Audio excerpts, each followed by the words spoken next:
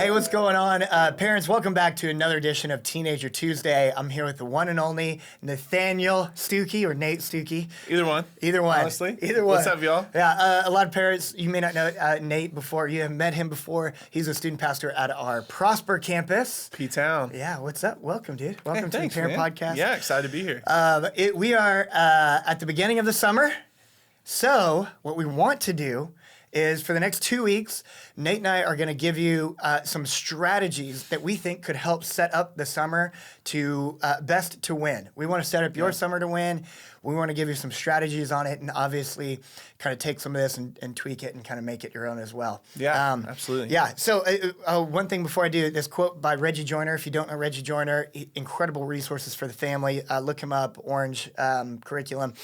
He has this quote where he's talking about like the teenage life and that kind of thing. And he says, it is a phase. You know how people say it's a phase, you know, that kind of thing. He says, it is a phase, so don't miss it. Yeah. We don't want you to miss out on this phase. And there's only so many summers that your student is at your house, especially like at your house more and doesn't have a job or that kind of thing. So all that to say, nothing beats intentionality over time. And we want to help you be intentional. So Nate, what's our first tip for? Absolutely. So our first tip is to make one-off plans. So just throughout the summer, as things kind of just get going and everyone falls into things, having something specific that students can do to kind of center their day around can be super helpful. So literally making plans, whether this is, hey, we're going to grandma's house for dinner on Friday at 5, or we're going to play mini golf, or we're going to go to Dave & Buster's. Having these plans every now and then just helps a student kind of center their day around it, and feel like a little bit more like prepared. Yeah, plan that's for true. The day, yeah, you know what I mean? and it's way harder to waste a day and feel like you've wasted a day when you have a concrete plan in place. Exactly. You know, like when I work Saturday services at the East Campus, that's kind of midday. You know, I get to the church at 4:30. I'm there till 6:15 or something. So, you know, hour and a half, hour 45. But, you know, the whole day feels different because I have something. Absolutely. There's something on the schedule that you're looking forward to. Yep. Totally. So with each of these, we kind of have a short list of just some ideas to help kick off some brainstorming for you. Absolutely. Yeah. So like planning a dinner with your neighbors or having their small group leader over to eat with them. That'd be a big one. Love Come that. on, this is a that would be perfect so time. cool. Perfect time to get your small group leader in your house. And I know small group leaders would love that. Mm-hmm. That would be so fun. Do a minute to win it night with their friends and parents. That'd be super cool. Oh, that's great. Yeah. People from their school, people from their small group, friends in the neighborhood have like minute to win it, dessert, prizes. Yeah. I don't know. You know. Oh, that'd be so sick. Yeah. That'd be super fun. Like I said earlier, like mini golf, going to main event or Dave & Buster's, just something like that even can just give your day a sense of purpose, something to look forward to. Or also, I love this movie Mondays. Yeah. You like pick a movie, get some good snacks, watch it together. Something about, Will was telling me the other day, something about sugar. If they're eating something good, it just makes them feel like that's a positive experience. Yeah, you know what I mean? absolutely. Which I get because I love food, so it makes sense. Dude, I truthfully, I'm with you. Like, I love Reese's. Oh, yeah. And especially, like, truthfully, having desserts and a movie night, something consistent. It's on a Monday. There's not much that you have to plan. Most of the time, teenagers don't make a ton of plans on Monday nights, like that kind of stuff. So it'd be great family time and everything. Oh, so fun. Yeah, make one-off plans. Number 2, get them outdoors. Yeah. Get people, if you get them out of the rooms first. Yeah.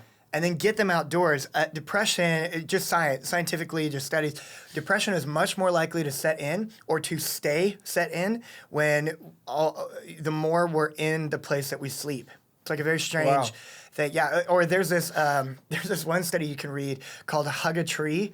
You can Google Hug a Tree study. Okay. And they literally studied the effects of nature, of being in nature on the human, like, joy and happiness and just how you feel and your mental health and all that kind of stuff. And they very strange name, but Hug a Tree. I'm not gonna. No, I did. Every day. No, I'm kidding. No, but like you really do. God created us. God created nature, and He created us to be in nature. Yeah. And so there's just something that is a breath of life, even in Texas when it's freaking hot. Oh yeah, absolutely. Toasty, you know. But we're just made to be in nature that way. Dude. And you might say, but my kid doesn't want to. which I get, and it's a hard thing to fight. Yeah. I would say in summer, this is one of those things to fight. Like, get them outside, even if you have to get them outside of their room onto a porch, you know, Yeah. or there's stuff that you do with them, you Yeah. know. Like we said, we've got a list of stuff that you can do. Yeah. Buy your kid a hammock. Fun.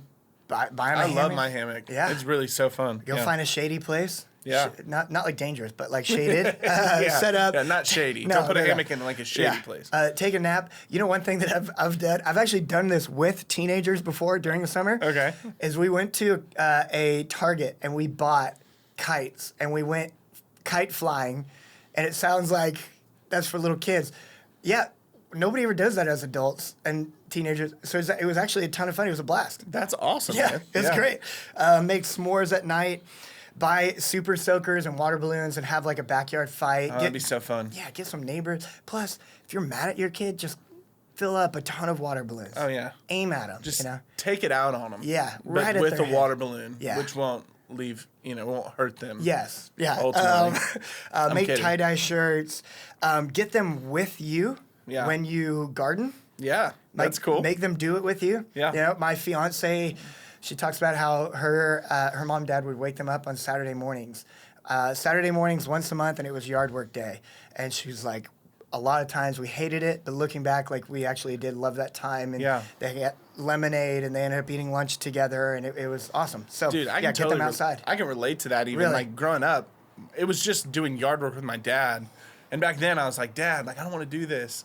But like there was something cool and like bonding about it. And I always felt like my days, kind of like we were talking about at first, just felt more productive after that. Like getting out, being out, doing something important rather than just sitting inside. So yeah. I love that. Yeah.